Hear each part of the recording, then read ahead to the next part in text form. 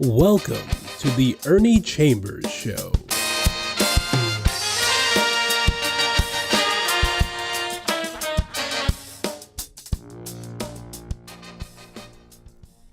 Brothers, sisters, friends, enemies, I'm going to get right into my subject.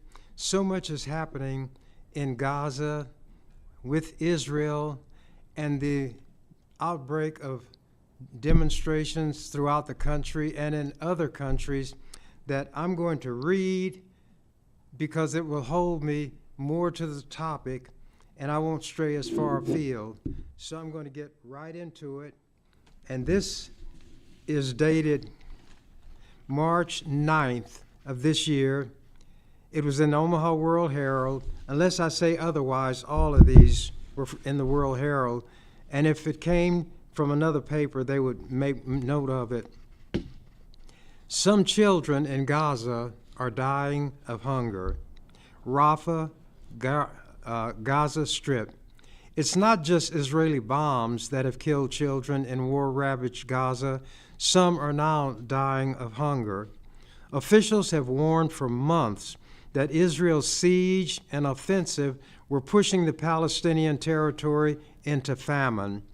Hunger is most acute in northern Gaza, which has been isolated by Israeli forces and has suffered long cutoffs of food supplies.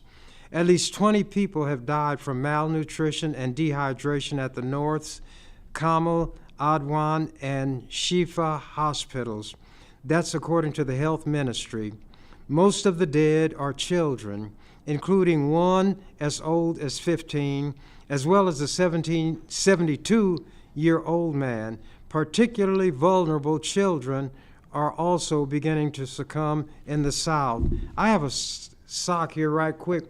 Think of this as Gaza, and the bombing and the siege from Israel started up here at the top. They told the people to move because they were going to be attacking, airplanes and so forth. So the people started moving southward, down. And when they got to this point, they were told that they had to move again. Some tried to go back north, but they were not able to. They stopped. So they continued to be pushed. And finally, to make a long story short, they wound up down here in the toe, which is Rafah. And there are over 1 million people in that area. So keep in mind the sock idea and the people being driven southward by Israeli forces. Continuing. At the Emirati hospital in Rafah, 16 premature babies died of malnutrition-related causes over the past 5 weeks, one of the senior doctors said. The child deaths we feared are here, Adeli Kaur, UNICEF's Middle East chief, said in a statement. Israel's bombardment and ground assaults have already wreaked a high toll among children, who, along with women, make up nearly 3/4 of the more than 30,800 Palestinians killed, according to the Gaza Health Ministry. Malnutrition is generally slow to bring death, striking children and the elderly first. Other factors can play a role. Underfed mothers have difficulty breastfeeding children. Diarrheal diseases rampant in Gaza due to lack of clean water and sanitation leave many unable to retain any of the calories they ingest, said a UNICEF official who is a child nutrition expert. Malnutrition weakens immune systems, sometimes leading to death from other diseases. The siege. Israel largely shut off entry of food, water, medicine, and other supplies after launching its assault on Gaza after Hamas's October 7th attack on southern Israel. The fighting killed about 1,200 people, and Palestinian militants took about 250 hostages. It has allowed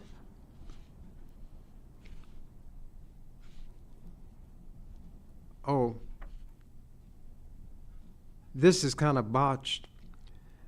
Distribution within Gaza has been crippled. UN officials say convoys are regularly turned back by Israeli forces. The military often refuses safe passage amid the fighting, and aid is snatched off trucks by hungry Palestinians en route to drop-off points. Conditions in the north, largely under Israeli control for months, have become desperate. Entire districts of Gaza City and surrounding areas have been reduced to rubble by Israeli forces. Still, hundreds of thousands of Palestinians remain. Meat, milk, vegetables, and fruit are nearly impossible to find. That's according to several residents who spoke to the Associated Press. The few items in shops are random and sold at hugely inflated prices, mainly nuts, snacks, and spices. Most people eat a weed that crops up in empty lots known as kabiza. Fatima, that's the name of the weed.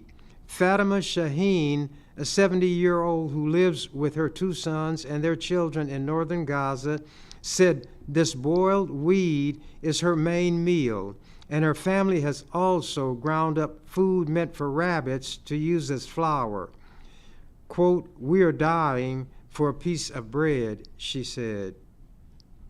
Dr. Hussan Abu Safaya, the acting head of Kamal Adwan Hospital, told the Associated Press his staff treats 300 to 400 children a day, and that 75% of them are suffering from malnutrition. Recent airdrops of aid by the U.S. and other countries provide far lower amounts of aid than truck deliveries, which have become rare and somewhat dangerous. UNRWA, that's this UN outfit,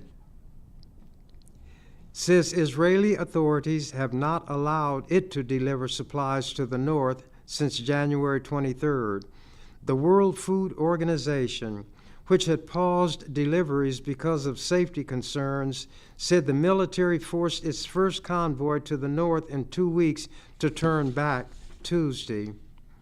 When the Israeli military organized a food delivery to Gaza City last week, troops guarding the convoy opened fire as thousands of hungry Palestinians mobbed the trucks. Some 120 people were killed in the shooting, as well as by being trampled in the chaos. At Emirati Hospital, Dr. Ahmad Al-Shir, deputy head of the nursery unit, said the recent deaths of premature babies was rooted in malnutrition among mothers. Malnourishment and extreme stress are both factors causing premature underweight births, and doctors say anecdotally, cases have risen during the war, though the UN does not have the statistics. Remember, if you watch the news, the newscaster reads all through the program, looks up occasionally. Al-Shir said premature babies are treated for several days to improve their weight, but then they are released home, which is often a tent with not enough heat, with mothers too malnourished to breastfeed and milk difficult to obtain. Parents sometimes give newborns plain water instead, which is oftentimes causing diarrhea. Within days, the babies are brought back to us in a terrible state. Some were brought already dead, Al-Shir said. He said 14 babies at the hospital died in February and 2 more so far in March. Currently, the hospital's wards have 44 babies under 10 days old with weights as low as 4 pounds, some on life support. Every incubator has at least 3 premature babies in it, raising the risk of infection. Al-Shir said he fears some will meet the same fate when returned home. Quote, "We treat them now but God knows what the future will be, he said. This article, May 9th, Biden warns Israel, U.S. aid at risk. President Joe Biden issued a stark warning to Israeli Prime Minister Benjamin Netanyahu on Thursday that future U.S. support for Israel's Gaza war depends on the swift implementation of new steps to protect civilians and aid workers. Biden and Netanyahu's roughly 30-minute call just days after Israeli airstrikes killed 7 food aid workers in Gaza added a new layer of complication to the leaders' increasing strained relationship. Biden's message marked a sharp change in his administration's steadfast support for Israel's war efforts, with the U.S. leader for the first time threatening to rethink his backing if Israel does not change its tactics and allow much more humanitarian aid into Gaza. The White House would not specify what could change about U.S. policy, but it could include altering military sales to Israel and America's diplomatic backup on the world stage. Netanyahu's office said earlier today that his security cabinet approved a series of, quote, immediate steps, unquote, to increase the flow of humanitarian aid into Gaza, including the reopening of a key crossing that was destroyed October 7th. Biden, quote, made clear the need for Israel to announce and implement a series of specific, concrete, and measurable steps to address civilian, humanitarian suffering, and the safety of aid workers, unquote, the White House said following the 30-minute call.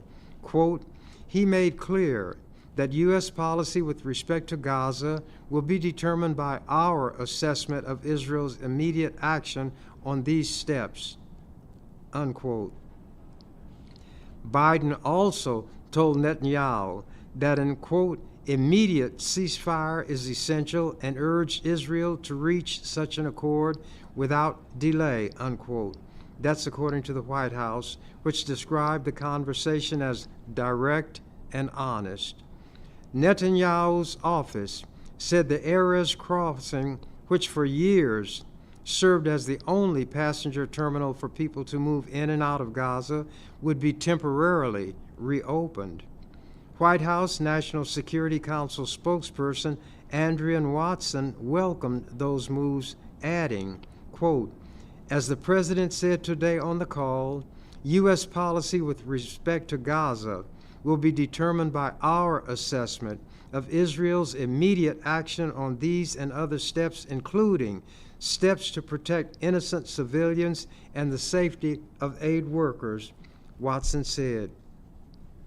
The leaders' conversation came as the World Central Kitchen, founded by restaurateur Jose Andres to provide food relief to disaster-stricken areas, called for an independent investigation into the Israeli strikes that killed 7 of the group's staff members, including an American citizen. Israel acknowledged responsibility for the strike on the World Central Kitchen workers, but said the convoy was not targeted and their deaths were not intentional. The country continues to investigate.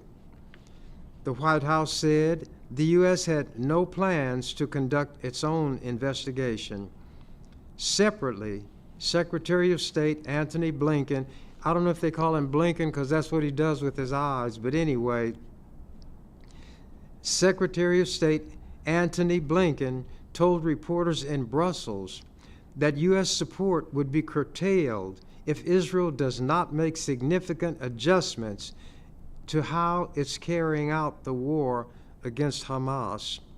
While House National Security spokesman John Kirby echoed the call for tangible and concrete changes to be taken by the Israelis beyond reiterating long-stated calls for allowing additional aid to get into Gaza. Quote, if there's no changes to their policy, in their approaches, then there's going to have to be changes to ours, Kirby said. Quote, there are things that need to be done. There are too many civilians being killed, unquote. Biden also renewed his concerns about Netanyahu's plan to carry out an operation in the southern Gaza city of Rafah, where about 1.5 million displaced Palestinians are sheltering. Rafah, down here in the toe of the stocking, 1,500,000 people that have been pushed down from the north by Israeli bombs, artillery, and other heavy weaponry. Still, the Biden administration has proceeded with arms transfers and deliveries to Israel, many of which were approved years ago. So, as they say, talk is cheap. It takes money to buy land. This May 10th, Netanyahu disregards threat to halt weapons. These people show to his face, Biden, how little they think of him. He can say what he pleases, but they're going to do what they please, and Biden will always fold or knuckle under. Israeli military already has the arms it needs for Rafah, an Israeli official says. From the Associated Press, Jerusalem, Israeli Prime Minister Benjamin Netanyahu said Thursday that a U.S. threat to withhold some arms would not prevent Israel from continuing its offensive in Gaza, indicating it might proceed with an invasion of the packed city of Rafah against the wishes of its closest ally, the United States. In other words, as long as the United States goes along and lets that Israeli tail wag that big American dog, then things are fine, or as white people used to say when I was in high school, hunky-dory. But when Biden says change up and Netanyahu doesn't want to, he tells Biden in diplomatic language where he can go. Continuing, President Joe Biden has urged Israel not to go ahead with such an operation over fears it would exacerbate the humanitarian catastrophe in the Palestinian enclave. On Wednesday, he said the United States would not provide weapons for a Rafah offensive, raising pressure on Netanyahu. The U.S. also warned Thursday that Israel would deal a strategic win to Hamas if it carries out plans for the all-out assault on Rafah. But in a statement Thursday, Netanyahu said, quote, if we have to stand alone, we will stand alone. If we need to, we will fight with our fingernails. But we have much more than fingernails, unquote. And it had come from the United States of America. Israel's top military spokesman, Rear Admiral, and that's a real term in the military term, Rear Admiral. It's not saying he is the rear. You know what I'm getting at? Anatomically speaking. Israel's top military spokesman, Rear Admiral Daniel Hagari, also appeared to downplay the effect of any arms holdup. Quote, the Army has munitions for the missions it plans and for the missions in Rafah too. We have what we need, unquote, he said in response to a question at a press conference. Israel has repeatedly threatened to invade Rafah, where about 1,300,000 Palestinians, more than half of Gaza's population, took refuge. And what was happening when Israel would warn the people in the north that there was going to be action, so move southward? When the people wound up where they were told to move, there were attacks there, and hundreds of Palestinians were killed in the place where Israel told them to go. Israel was like a butcher. Rafah and all of the Gaza Strip are like a slaughterhouse. Let me continue.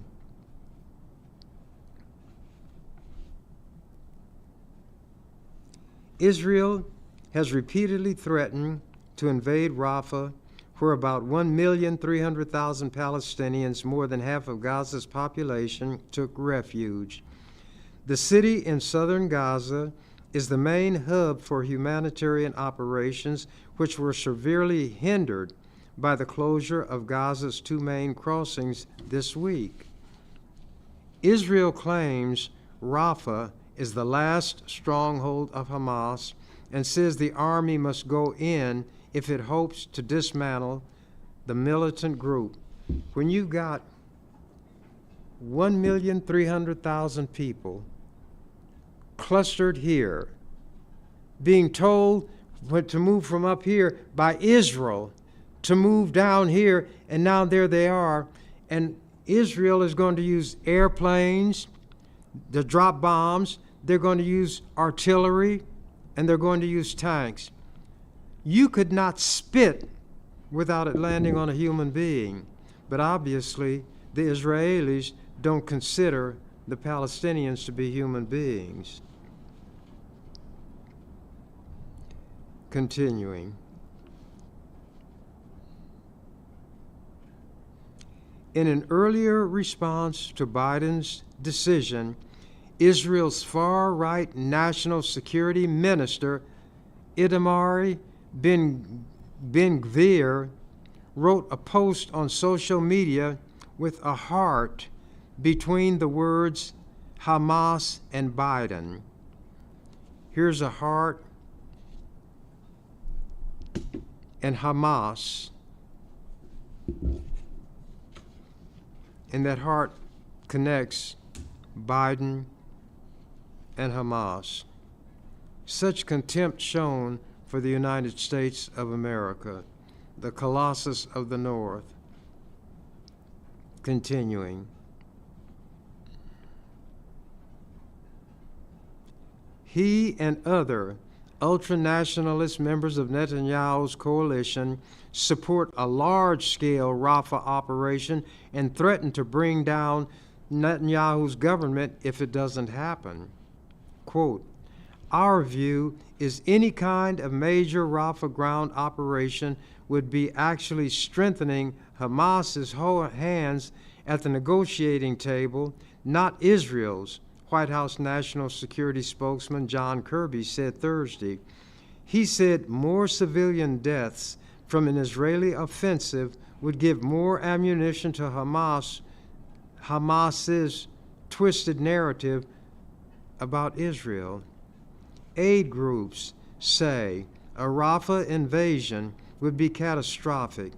The UN says that most of Gaza's 2,300,000 Palestinians suffer from hunger, and that northern Gaza is already experiencing, quote, full-blown famine, unquote. And this is at the hands of, quote, God's chosen people. Chosen for what? To do the work of Satan? Well, if that's it, they're certainly carrying it out effectively. Continuing. Even the limited operation Israel launched earlier this week, in which a tank brigade captured the Gaza side of the Rafah border crossing with Egypt, threw humanitarian operations into crisis. CIA Director Bill Burns and other delegations to the talks left Egypt without a deal Thursday. Kirby said it was too soon to know whether the aid holdup altered the Israeli calculus, but the U.S. was advising Israel on how it could defeat Hamas through more surgical operations. Some analysts said the rift between Biden and Netanyahu threatened to weaken Israel's negotiating position and harden Hamas's stances.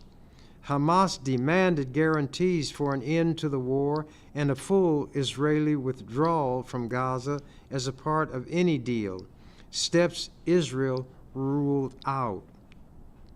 Quote, "It sends a discordant message at a time when Hamas is holding out on a hostage deal in the hopes that pressure will grow on Israel and it will gain a ceasefire without having to give anything in return, unquote, said Israel Policy Forum, a pro-Israel organization based in New York.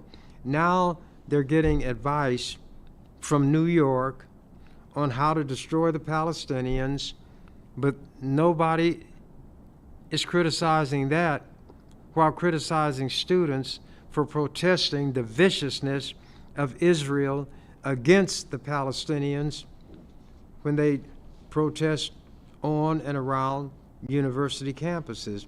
But it shows the power that the Jews have in this country. And remember, that is not every Jew. It's a collective word because they describe themselves collectively and they act collectively. So those who behave in this fashion get the label and deserve it. But if you walk with those who are lame, you yourself will learn to limp. And when you have all the outward signs, you are deemed by those who are observing to be one of those with whom you are associating, with whom you share all of these signs and characteristics. The UN Agency for Palestinian Refugees, known as UNRWA, said it only has enough stocks to maintain operations for a few days, and it began rationing. This is happening now. This is dated May 11th. The Biden administration said Friday that Israel's use of U.S.-provided weapons in Gaza likely violated international humanitarian law, but wartime conditions prevented U.S. officials from determining that for certain in specific airstrikes. And the headline of this, White House, Israel likely violated international law. The administration's finding of reasonable evidence to conclude that its ally breached international law in its conduct of the war in Gaza, released in a summary of a report being delivered to Congress on Friday, represents the strongest such statement from Biden officials. Its caveat that it was unable immediately to link specific U.S. weapons to individual strikes by Israeli forces in Gaza, however, could give the administration leeway in any future decision on whether to restrict U.S. provisions of offensive weapons to Israel. The administration's findings, a first-of-its-kind assessment that was compelled by President Joe Biden's fellow Democrats in Congress, came after 7 months of airstrikes, ground fighting, aid restrictions that so far claimed the lives of almost 35,000 Palestinians, mostly women and children. Suppose that Hamas killed 35,000 Jews, most of whom were women and children. Would the world be in an uproar? Palestinians are deemed subhuman, obviously, and the Jews are treating them in a way that they would be criticized for if they did it to beasts of burden, or if they slaughtered beasts for meat and did it in this fashion, they would be roundly condemned. So they deemed the Palestinians to be subhumans, or the Untermenschen, which the Nazis referred to the Jews as being when they were gassing them, burning them, and shooting them. Biden has tried to walk an ever finer line in his support of Prime Minister Benjamin Netanyahu's war against Hamas. He faces growing rancor at home and abroad over the soaring Palestinian death toll and the onset of famine, caused in large part by Israeli restrictions on the movement of food and aid into Gaza. Meanwhile, the UN General Assembly voted by a wide margin Friday to grant new, quotes, rights and privileges, unquote, to Palestine and called on the Security Council to reconsider Palestine's request to become the 194th member of the United Nations. What people don't realize is that those Jews who came to Palestine were not indigenous people. They were kicked out of Europe. They were kicked out of every country in Europe where they went. Spain, Portugal, you name the country, and they were kicked out. They wound up going to South Africa and joining the white South Africans in oppressing the indigenous black population. When we talk about apartheid in South Africa, how vicious it was, the Jews were right there underwriting it, undergirding it. They had an official tie-in with the racist South African government. Black people need to know that. The Jews did not have a state in Palestine. They went to Palestine in the way that Europeans came to this country and stole the land from the indigenous people. And this rhyme, as I mentioned it to you all, if you remember it, was said about the Japanese degrading them, but it applies to what the Jews did when they came to Palestine. Jews were not in Palestine. Palestinians were there. That's why it was called Palestine. How courteous the Japanese. He always say, "Excuse it, please." Walk into his neighbor's garden, smile, and says, "I beg your pardon." Then he grins his friendly grin, invites his hungry family in, and then he bows his friendly bow. "So sorry, this my garden now." That's what the Jews did when they went to Palestine. And they, in 1948, I'm not going to tell you what happened in 1948, but it was critical. A Jewish state did not exist. It's an artificial contrivance, a concoction that was built on the stolen land of the Palestinians. And just as in this country, the native people were placed on reservations and treated like subhumans. That was the model the Jews applied in Palestine to the Palestinians. And they maintained contact with South Africa. And the United Nations officially identified Zionism, which is going to Palestine, Zionism as racism. Malcolm X said, "History is the study best suited to reward our efforts." We should read. We need to understand. And when you see these students who are not doing on these campuses anything near to what the Jews are doing to the Palestinians, mainly women and children, yet the police are summoned. They're using these exploding grenades. They're using clubs. They're arresting. They're hog-tying students for exercising what they thought was their right to freedom of speech. But the Jews have a lot of power in this country, and they can counter-demonstrate, and nothing is done to them. There will come a day of reckoning.